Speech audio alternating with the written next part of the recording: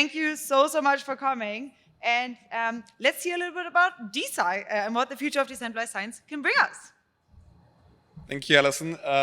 So I'm here to basically briefly speak about why decentralized science at all.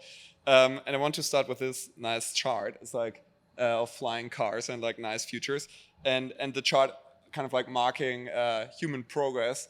And I think the key thing that stands out, I think, is this exponential kind of like human progress in well-being. I think largely stems from the Industrial Revolution and also science more broadly. I think like it's an interesting question to ask ourselves, like, what are we here for? Like actually like not for the individual technologies, but like earlier to the space panel's point of like, what are we trying to achieve? And I think there's a lot of things we're trying to achieve kind of like on the scientific side, and where like science hasn't really served us maybe too well, especially in the academic context. And I think where we should apply the lens of Metascience, for example, actually studying what do we want to achieve with science? Are we achieving it, or should we improve it and iterate on it? Like from everything from scientific funding, which I think a lot of people here are concerned about, to publishing and coordination and a bunch of other things. And I think there's been, of course, like tremendous also great work from organizations like the FRO approach or a bunch of other approaches, which for me are in a similar vein of kind of like applied meta science, not just studying how science works, what we're trying to achieve with it and how it could be improved, but actually coming up with solutions and trying them out. And I think most of them will fail potentially, but if one iterates similar to a startup, like I think at some point you might get to better models of funding science. Like, and I think like there was the other day an interesting post by Vitalik, the founder of Ethereum, on this of like why decentralization matters at all. And I think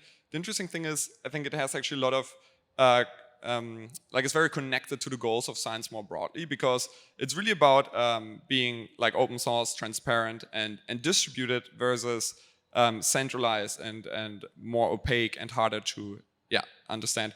And I think the core goals really to enable global access and collaboration and make it more trustless. I think like the current scientific system where you kind of like need like fancy academic titles to contribute, where I think like large parts of the world are left out of participating in the scientific system, can't access papers, can't go to the universities, and can't really contribute and participate in the scientific system.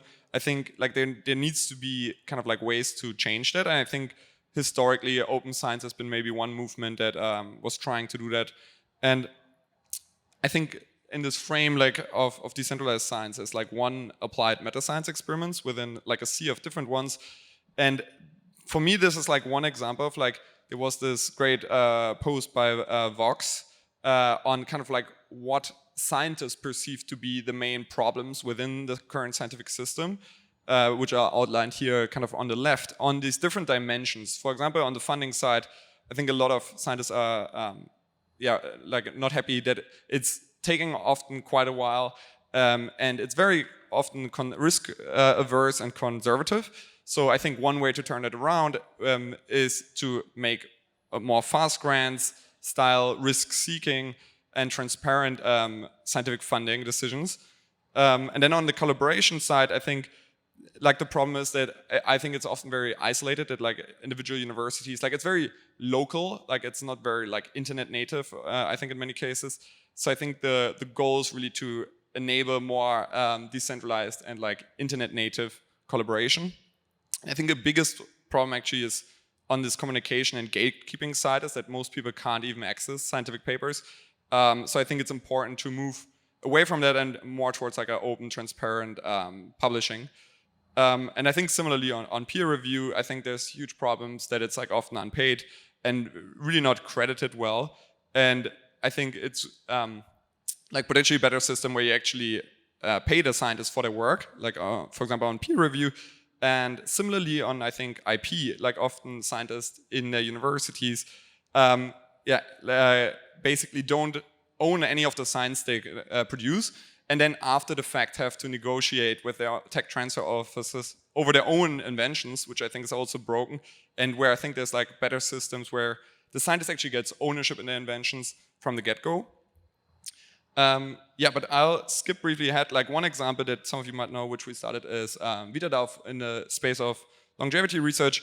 And I think the interesting thing that what I realized, it's basically like a big online community collecting their resources and funding science together with. And like it started everything from like scientific journals to like little pop-up cities to funding a lot of translational research, spinning out companies, doing like fast grants, fellowships, prizes. And within the span of like 2 years, I think like the range of initiatives has been pretty astounding, because anyone in the community can really come up with an idea and convince the community to run with it. But that's about it. Here's kind of like a landscape of some of the organizations that mainly over the last 2 years have been created in that space.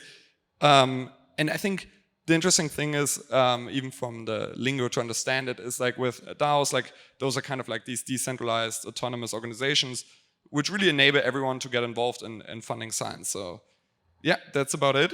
If you want to get involved, check out some of the links on the QR code, or check out some of the communities. There's like a nice page on Ethereum about decentralized science if you want to check out more. Thank you.